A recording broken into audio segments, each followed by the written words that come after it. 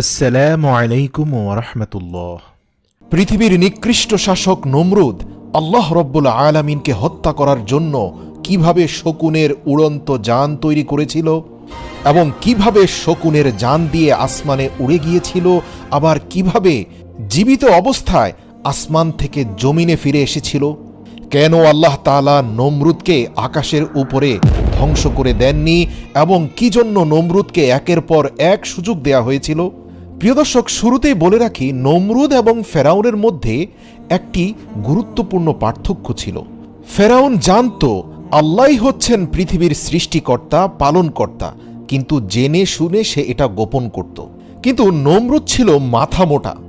নমরুদ এবং ফেরাউন দুজনেই নিজেকে খোদা দাবি করেছিল, কিন্তু নমরুদ কখনো জানত না যে তার উপরে আরেকজন সৃষ্টিকর্তা রয়েছে। আর এজন্যই আল্লাহ রব্বুল আলামিন ফেরাউনের থেকেও নমরুদকে বেশি সুযোগ দিয়েছেন নিজের ভুল বোঝার জন্য। ঘটনার শুরুতে বলে রাখি, ইব্রাহিম আলাইহিস সালামকে যখন অগ্নিকুণ্ডে নিক্ষেপ করা হলো এবং সেখান থেকে অক্ষত অবস্থায় তিনি জীবিত বের হয়ে আসলেন, তারপর থেকেই নমরুদ ইব্রাহিম আলাইহিস সালামের কাছ থেকে বারবার তার সৃষ্টিকর্তা সম্পর্কে জানতে চাইতেন। নমরুদ প্রকাশ্যে বলেছিল, আমি তোমার স্রষ্টার সাথে যুদ্ধ করে তোমাকে বুঝিয়ে দেব যে আমি সবচেয়ে বড়। জবাবে ইব্রাহিম আলাইহিস সালাম বারবার এক এবং অদ্বিতীয় খোদার দাওয়াত নমরুদকে দিতেন। নমরুদ বলতো, আমি অন্য খোদার বশ্যতা স্বীকার করতে পারি না, তবে আমি শীঘ্রই তোমার খোদার প্রাণ শেষ করে তার রাজ্য কেড়ে নেব। নাউযুবিল্লাহ। হযরত ইব্রাহিম আলাইহিস সালাম বললেন, হে কাফের নমরুদ, তুমি আমার আল্লাহর নিকট যাবে কেমন করে? নমরুদ জবাব দিল, সেজন্য তোমার চিন্তা করতে হবে না। এরপর পাপিষ্ট নমরুদ পাপাত্মা ইবলিশের পরামর্শ অনুযায়ী 4টি শকুন পাখি লালন পালন করে এগুলোকে হৃষ্টপুষ্ট করল এবং ইবলিসের সহযোগিতায় এই শকুন পাখিগুলো নমরুদের কথা মতো তার ইশারায় তার কাছে এসে উপস্থিত হতো। তারপর নমরুদ 4টি মোটা তাজা মেষকে জবাই করল, তার চামড়া খুলে ফেলে তার মাংস শকুনিদের মাথার উপরে এমনভাবে ঝুলিয়ে দিল যে শকুনগুলো সেই চামড়া থেকে মাংস খুঁটে খাওয়ার জন্য উপরের দিকে যখন মুখ উঠাতো, তখনই নমরুদের সৃষ্টি করা স্বয়ংক্রিয় যানটি আকাশের দিকে উঠতে থাকত। এখানে এই মেকানিজমে পরিপূর্ণ সহযোগিতা করেছিল ইবলিস। আল্লাহ পাকও চাইছিলেন নমরুদ যেন তার মনের আশা পূর্ণ করতে পারে, কেননা নমরুদ ইব্রাহিম আলাইহিস সালামের সাথে শপথ করেছিল যে কোনো মূল্যেই সে আকাশে উঠবে এবং ইব্রাহিমের খোদাকে ধ্বংস করে দিয়ে তারপরে সে ইব্রাহিমের কাছে আসবে। তারপর নমরুদ যথারীতি তীর ধনুক নিয়ে একটি স্বয়ংক্রিয় যান তৈরি করল, যার 4টি কোণা রইল। 4 কোণায় 4টি শক্তিশালী শকুনকে বেঁধে দেওয়া হলো। ইবলিস শকুনগুলোর উপর ভর করল। অতপর শকুনগুলো নমরুদের ঝোলানো মেষের চামড়ার দিকে মুখ উঠানো মাত্রই যানটি আস্তে আস্তে উপরের দিকে উঠতে থাকলো, কেননা শকুনগুলো সেই মাংস খাওয়ার জন্য উঠছিল। এভাবে শকুন 4টা মাংস দেখে তা ধরার জন্য ক্রমে ঊর্ধ্ব অভিমুখে উঠতে লাগলো। সেই সাথে নমরুদের সেই স্বয়ংক্রিয় যানটিও উপরে উঠতে লাগলো। নমরুদ নিজের জন্য কয়েকদিনের উপযোগী খাদ্য ও পানীয় সঙ্গে নিয়েছিল।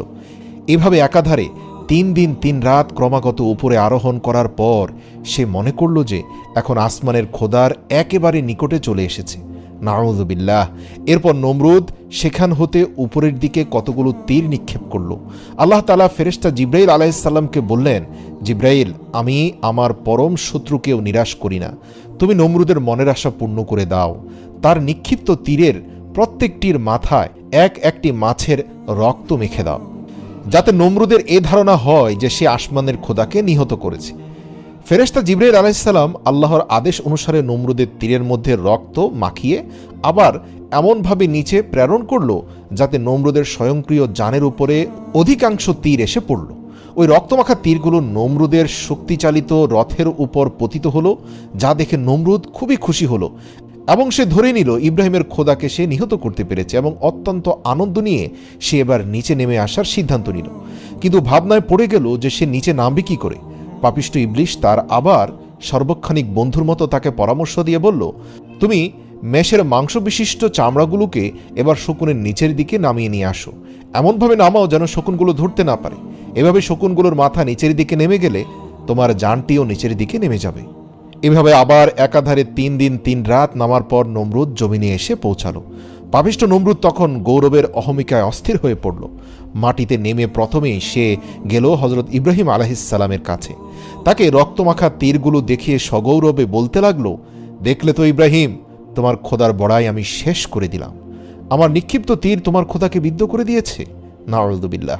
এই দেখো, প্রত্যেকটি তীরেই রক্তমাখা রয়েছে। হজরত ইব্রাহিম আলাইসাল্লাম বললেন, ওহে নির্বোধ কাফের, আমার আল্লাহ তাআলাকে হত্যা করতে পারে এমন শক্তি কারো নেই। তিনি হাইয়ুল কাইয়ুম, চিরঞ্জীব, চিরস্থায়ী, তার কোনো মৃত্যু নেই। তিনি অদৃশ্যমান, নিরাকার, তাকে মানুষের আকারে কল্পনা করাটাও তো বোকামি। তার উপরে কারো কোনো শক্তি ক্ষমতা সক্রিয় হতে পারে না।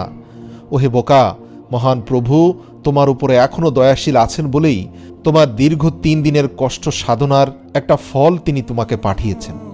এখনো সময় আছে, তার উপর ঈমান আনো। কথাগুলো শুনে নমরুদ প্রচণ্ড রাগান্বিত হয়ে বলল, বলো তোমার খোদার শূন্য সংখ্যা কত? আমি এক্ষুনি তোমার খোদাকে শেষ করে দিচ্ছি। হযরত ইব্রাহিম আলাইহিস সালাম বললেন, আমার খোদার সৈন্য সামন্ত এর সংখ্যা আমি নিজেও জানি না, তা অসংখ্য, কেউ এর সংখ্যার হিসাব দিতে পারবে না। তিনি নিজেই শুধুমাত্র এর সঠিক সংখ্যা জানেন। বাদশাহ নমরুদ বলল, আচ্ছা সমস্যা নেই, তোমার খোদার সৈন্য সংখ্যা জানার আমার তেমন কোনো প্রয়োজন নেই। তবে তুমি তোমার খোদাকে আমার সাথে যুদ্ধ করার জন্য প্রস্তুত হতে বলো। আর যদি তাদের আমার সঙ্গে যুদ্ধ করার সাহস থাকে তবে সামনে আসতে বলো। যদি সামনে না আসে আমি ভেবে নেব তারা ভীত কাপুরুষ। নাউযুবিল্লাহ। হযরত ইব্রাহিম আলাইহিস সালাম বললেন, ওহে নির্বোধ, আমার খোদার সেনার সাথে যুদ্ধ করতে যদি তোমার এতই আগ্রহ থাকে তবে বেশ তাই করো। তুমি তোমার সকল সৈন্যকে প্রস্তুত হতে বলো। নমরুদ তার অসংখ্য সৈন্য বাহিনীকে খোদাই বাহিনীর সাথে যুদ্ধ করার জন্য প্রস্তুত হওয়ার আদেশ দান করলেন। তার সৈন্যবাহিনীর মধ্যে সাজ সাজ রব পড়ে গেল। তাছাড়া নমরুদ সারা দুনিয়ায় তার যত অধীন এবং অনুগত রাজা বাদশা ছিল তাদের সকলের প্রতিও কড়া আদেশ দিল যে অবিলম্বে তারা যেন নিজেদের সৈন্য সামন্ত সহ বাবলের দিকে রওনা হয়। আল্লাহু আকবার। প্রিয় দর্শক, ইতিহাস থেকে জানা যায় পৃথিবীর ইতিহাসে 3 জন বাদশাহ পুরো পৃথিবীকে শাসন করেছেন। এদের একজন সুলাইমান আলাইহিস সালাম, দ্বিতীয়জন জুলকারনাইন এবং তৃতীয়জন নমরুদ। নমরুদের নির্দেশে পুরো বিশ্বের সকল সৈন্যবাহিনী এক প্রবল আসমানি সৃষ্টিকর্তার বিরুদ্ধে যুদ্ধের জন্য প্রস্তুত হলো। আল্লাহু আকবার। এই আদেশ পেয়ে বাহিনীতে যত সমান্ত আছে সব নিয়ে রাজা বাদশাগণ বাবলে এসে একত্রিত হলো। হযরত ইব্রাহিম আলাইহিস সালাম নমরুদের কীর্তিকলাপ দেখে আল্লাহর দরবারে দোয়া করলেন, হে মাবুদ, আপনি সকল কিছুই দেখছেন। বাদশা নমরুদ যেভাবে স্পর্ধার সীমা ছাড়িয়ে গেছে এবং অহংকারের ধারাকে সরাজ্ঞান করছে, তার দর্প শেষ না করলে দুনিয়ার সাধারণ জনগণও তা দেখে ব্যাপক আকারে বিভ্রান্ত হবে এবং বিপদে চলে যাবে। ইতিমধ্যে আপনার পাঠানো রক্তরঞ্জিত তীরগুলো দেখিয়ে সে অসংখ্য মানুষকে পথভ্রষ্ট করছে। আল্লাহ রাব্বুল আলামিন হযরত ইব্রাহিম আলাইহিস সালামের দোয়া মঞ্জুর করলেন। ফেরেশতা জিবরাইল আলাইহিস সালাম এসে হযরত ইব্রাহিম আলাইহিস সালামকে জিজ্ঞেস করলেন, ইয়া রাসূলুল্লাহ, ইয়া খলিলাল্লাহ, আপনার চিন্তার কোনো কারণ নেই, অতি শীঘ্রই আল্লাহ তাআলা পাপিষ্ঠ নমরুদকে চরম শাস্তি প্রদান করবেন। নমরুদ ও তার বেঈমান সৈন্য সামন্ত সকলেই ধ্বংস হয়ে যাবে। কথিত আছে যে বাবেলে বিভিন্ন রাজ্য হতে এত অধিক পরিমাণে সৈন্য এসে একত্রিত হলো যে তাদের তাঁবুর বহর প্রায় 50 মাইল এলাকা ব্যাপী বিস্তৃত হলো। আল্লাহু আকবার। হযরত ইব্রাহিম আলাইহিস সালাম নমরুদের এমন সৈন্য সামন্ত একত্রিত হওয়া এবং প্রস্তুত হওয়ার পরেও ইব্রাহিম আলাইহিস সালাম তাকে গিয়ে বললেন, হে নমরুদ, তুমি কার বিরুদ্ধে যুদ্ধ করতে চাচ্ছ? চিন্তা ভাবনা করে দেখেছ কি যার নিকট তুমি ও আমি সকলেই মুখাপেক্ষী, যিনি আমাদের সকলের রুজির ব্যবস্থা করেন, যার ক্ষমতা এত অসীম ও প্রবল যে ইচ্ছে করলে তিনি চোখের পলকে সারা পৃথিবী শেষ করে দিতে পারেন। তার বিরুদ্ধে এমন জাঁকজমকের সাথে যুদ্ধ প্রস্তুতি গ্রহণ করা পৃথিবীর সবচেয়ে বড় নির্বুদ্ধিতা। এখনো সময় আছে নমরুদ, তোমার প্রভু তোমার উপর এখনো দয়াবান। দেখতে পাচ্ছ এখনো আসমান থেকে কোনো আযাব নাজিল হয়নি, কেননা তুমি অজ্ঞ এবং মূর্খ। তাই তোমার প্রভু এখনো তোমার প্রতি ধৈর্যশীল আছেন। তুমি এক আল্লাহর প্রতি বিশ্বাস স্থাপন করো। ইব্রাহিম আলাইহিস সালামের কথা শুনে পাপিষ্ঠ নমরুদ বলল, হে ইব্রাহিম, তুমি আমার এই সামান্য প্রস্তুতিতেই ভয় পেয়ে গেছো বুঝি? তোমাকে আমি এর আগেও বলেছি, আবারও বলছি, তুমি আমাকে এখনো তোমার খোদার শক্তির মিথ্যাভীতি প্রদর্শন করা বন্ধ করো। আমি তোমার এসব কথায় ভয় পাওয়ার মতো লোক নই। তোমার খোদার শূন্য সংখ্যার নাকি কোনো শেষ নেই। আমি দেখতে চাই এই সকল শূন্যের শেষ কোথায়। আর বারবার আমার কাছে এইসব দাওয়াত নিয়ে এসো না, ওই কথা শুনলে আমার বিরক্তি লাগে। নমরুদের কথা শুনে আল্লাহর নবী হযরত ইব্রাহিম আলাইহিস সালামের মনে বড় কষ্ট এবং ব্যথা লাগলো। তিনি আল্লাহর দরবারে ফরিয়াদ করলেন, হে মাবুদ, আমি নমরুদকে তোমার পথে আনার ভুল চেষ্টা করেছিলাম, কিন্তু আমি যতই চেষ্টা করি ততই আমাকে দুর্বল ভেবে সে নিজেকে অজেয় শক্তির অধিকারী বলে মনে করে। অতএব এখন আর তার শাস্তির বিধান না করে পারা যায় না। সঙ্গে সঙ্গে আল্লাহর তরফ হতে ওহির মাধ্যমে জিজ্ঞেস করা হলো, হে আমার বন্ধু, তুমি বলো নমরুদের বিরুদ্ধে আমি কোন ধরনের সৈন্য পাঠিয়ে দেব? তখন হযরত ইব্রাহিম আলাইহিসসালাম আরজ করলেন, হে মাবুদ, নমরুদ যত বেশি বড়াই করুক না কেন, তোমার সামান্য একটি বাণীতেই তা ধ্বংস হতে পারে। অতএব আমি এ কামনা করি যে তাকে একটি ক্ষুদ্র শক্তি দিয়েই নির্মূল করে দিয়ে শিক্ষা দেওয়া দরকার যে দুনিয়ার শক্তি যত বিরাট এবং প্রবল হোক না কেন, মহান মালিকের একদম সামান্য ও ক্ষুদ্রতম একটি শক্তির নিকটও তা একেবারে দুর্বল, অসহায়। ইব্রাহিম আলাইহিস সালাম আল্লাহকে অনুরোধ করলেন, হে আল্লাহ, নমরুদকে কোনো বড় বাহিনী দ্বারা ধ্বংস করবেন না, যেভাবে আদ এবং সামুদকে ধ্বংস করেছেন, বা পুরো বিশ্বব্যাপী বন্যা দিয়ে আপনি নূহ আলাইহিস সালামের সেই পথভ্রষ্ট কাউমকে ধ্বংস করেছেন। বরং আপনি পৃথিবীর সবচেয়ে তুচ্ছ ও ক্ষুদ্র বাহিনী দিয়ে নমরুদকে শেষ করুন, যাতে মানুষের মগজের মধ্যে ঢুকে যায় যে মহান প্রভু আল্লাহ পুরো বিশ্বের শাসককে কত তুচ্ছ জিনিস দিয়ে ধ্বংস করতে পারেন। আল্লাহ তাআলা ইব্রাহিম আলাইহিস সালামের দোয়া কবুল করলেন এবং ইব্রাহিম আলাইহিস সালামের দোয়া অনুযায়ী আল্লাহ রাব্বুল আলামিন এক ঝাঁক ক্ষুদ্র মশা বাহিনী পাঠিয়ে দিলেন নমরুদের সেনা সামন্তকে ধ্বংস করে দেওয়ার জন্য। আল্লাহ রাব্বুল আলামিন বললেন, আমি মশা বাহিনী দ্বারাই নমরুদের অহংকার ধ্বংস করে দেব। ফেরেশতাগণকে আল্লাহ আদেশ দিলেন, কোহে কাহাফের একটি দরজা উন্মুক্ত করে মশাদেরকে পথ করে দাও। আল্লাহর আদেশ সঙ্গে সঙ্গে পালিত হলো এবং সে পথে মশার দল বের হয়ে দুনিয়ার সারা আকাশ ছেয়ে গেল। নমরুদ হযরত ইব্রাহিম আলাইহিস সালামের কাছে জিজ্ঞেস করল, কি হে ইব্রাহিম, আমার সৈন্যবাহিনী তো বহু আগে প্রস্তুত হয়ে আছে, তোমার খোদার সৈন্যবাহিনী কোথায়? হযরত ইব্রাহিম আলাইহিস সালাম বললেন, ওই যে আমার খোদার সৈন্যবাহিনীও এসে পড়েছে। আল্লাহ তাআলা মশাদের লক্ষ্য করে বললেন, তোমাদের জন্য আজ আমি উত্তম খাবারের ব্যবস্থা করেছি। তোমরা আজ নমরুদের সৈন্যদের রক্ত ও মাংস খেয়ে তোমাদের উদর পূর্ণ করো। হযরত ইব্রাহিম আলাইহিস সালাম আকাশের দিকে লক্ষ্য করে বললেন, ওই যে আমার খোদার সৈন্য আসছে। তখন নমরুদ ও তার সেনাগণ আকাশের দিকে তাকিয়ে দেখল যে একটা বিরাট ঘন কৃষ্ণবর্ণ মেঘের ছটা সারা আকাশকে আচ্ছন্ন করে ফেলেছে। তারা মনে করল যে এখনই মুষলধারে বৃষ্টিপাত শুরু হবে, কিন্তু সঙ্গে সঙ্গে তাদের সে ধারণা ভুল প্রমাণিত হলো। নমরুদ একটি নতুন ধরনের আওয়াজ শুনতে পেয়ে তার সৈন্যদেরকে আদেশ করল, তোমরা তোমাদের ডাক ঢোল এবং কাড়া নাকাড়াগুলো সজোরে বাজাতে থাকো এবং সকলে অস্ত্রশস্ত্র নিয়ে তৈরি হয়ে যাও। সম্ভবত ইব্রাহিমের খোদার সৈন্য নিকটে চলে এসেছে। আসামাত্রই তোমরা তাদের উপর এমনভাবে ঝাঁপিয়ে পড়বে যেন বিশ্ববাসী জানতে পারে এই পৃথিবীর খোদা নমরুদের শক্তি কত। জেনে রেখো, ইব্রাহিমের খোদার একটি সৈন্য যেন জীবিত ফিরে যেতে না পারে। মশার দল ঊর্ধ্ব আকাশে থাকতেই এমন এক গুনগুন আওয়াজ শুরু করলো যে লক্ষ কোটি মশার দল সম্মিলিত গুনগুন আওয়াজের হৃদয় কাঁপানো এক আওয়াজের সৃষ্টি হয়ে গেল। সেই আওয়াজ এর কাছে নমরুদের সৈন্যদের ডাক ঢোলের আওয়াজ তরিয়ে গেল। মশার দল এসে নমরুদের প্রত্যেকটি সৈন্যের দেহের উপরে এমনভাবে আক্রমণ করল যে তাদের মাথা ও নাক, চোখ, পেট, পিঠ, হাত, পা কোনো জায়গায় বাকি রাখল না। সর্ব অঙ্গ প্রত্যঙ্গে মশা ছেয়ে গেল। এরা সর্বস্থানে এমনভাবে ধ্বংস করতে লাগলো যে তারা তখন তাদের অস্ত্র ফেলে দিয়ে দুই হাতে মশা তাড়াতে ও দেহ চুলকাতে শুরু করলো। কারো কারো নাক ও নাকের পথ দিয়ে মশা শরীরের ভেতর প্রবেশ করে মাথার মগজ কাটতে লাগলো, নাক দিয়ে রক্ত ছুটল এবং পেটের নাড়ি ভুড়িও মশা খেয়ে ফেললো। কোনো ক্রমেই কেউ তার শরীর মশামুক্ত করতে পারেনি। আল্লাহু আকবার! কেননা শরীরের একটি মশা তাড়াতে না তাড়াতেই অন্তত 100টি এসে নতুন করে কামড় লাগালো। প্রিয় দর্শক, আপনাদের উদ্দেশ্যে বলি, পৃথিবীর বর্তমান সময়ের সাধারণ মশা থেকে কয়েক হাজার গুণ শক্তিশালী এবং বিষাক্ত ছিল সেই মশাগুলো। সাধারণ মশা তো শুধু রক্ত পান করে, কিন্তু এই মশাগুলো শরীরের রক্ত, মাংস এবং মাথার মগজ খেয়ে ফেলতে লাগলো। এভাবে কিছুক্ষণের মধ্যে নমরুদের প্রত্যেকটি সৈন্যের দেহের সমস্ত রক্ত, মাংস এবং মগজ শেষ হয়ে গেল। শুধু কতগুলো কঙ্কাল পড়ে রইল, লক্ষ লক্ষ কঙ্কালের সারি পড়ে রইল, আর মাংস পিণ্ড সব শেষ। আল্লাহু আকবার! সৈন্যগণ যে যেখানে দাঁড়িয়েছিল সে সেখানে একইভাবে দাঁড়িয়ে রইল কঙ্কাল আকারে। শরীরে কোনো মাংস নেই, মাথার ভেতরে কোনো মগজ নেই, কারণ নড়াচড়া করার মতো শক্তি রইল না। আল্লাহ পাকের হুকুমে এরা প্রত্যেকে দাঁড়িয়ে রইল। আল্লাহ পাকের অন্যান্য আযাবে বাতাসের প্রচণ্ড ঝাপটা থাকে, কিন্তু এই আযাবে একটু বাতাসও আসলো না যে কঙ্কালগুলো ডানে বামে পড়ে যাবে। দেখতে দেখতে সকলের জীবন শেষ হয়ে গেল। যুদ্ধের ময়দানে যখন এই অবস্থা, তখন বাদশাহ নমরুদ একটু দূর হতে তার সৈন্যদের এই দুরবস্থা দেখতে পেয়ে ভয়ে পালান করে নিজের মহলে এসে প্রবেশ করল এবং তার বেগমের কাছে বলতে শুরু করলো যে কোথা হতে যেন অসংখ্য মশার ঝাঁক উড়ে আমার সকল শূন্যের রক্ত, মাংস ও মগজ খেয়ে ফেলেছে। তারা সবাই এখন প্রাণহীন অবস্থায় দাঁড়িয়ে আছে। আমি এভাবে না আসলে সম্ভবত এতক্ষণে আমার প্রাণ শেষ হয়ে যেত। নমরুদ যখন তার বিবির নিকট এই বিবরণ প্রদান করছিল, ঠিক সেই মুহূর্তে ওই মশা বাহিনীর সেনাপতি অর্থাৎ সবচেয়ে বড় মশাটি উড়ে এসে নমরুদের নাকের ছিদ্র দিয়ে মগজে প্রবেশ করে বারবার দংশন করতে লাগলো।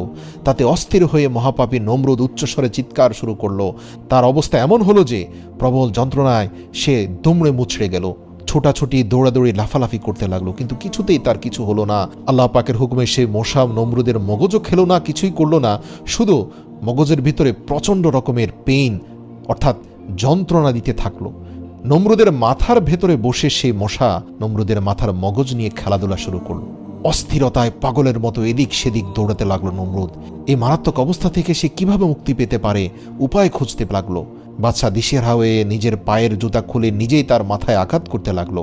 তখন মশাটির দংশন একটু কমলো, এতে নমরুদ আরাম বোধ করলো। কিন্তু যেই মাথায় জুতার আঘাত করা বন্ধ করা হলো, অমনি আবার মগজে মশার দংশন শুরু হয়ে গেল। নমরুদ অন্যান্য বস্তু, আরামদায়ক বস্তু দ্বারা মাথায় আঘাত করলে কিন্তু মশার দংশন কমতো না।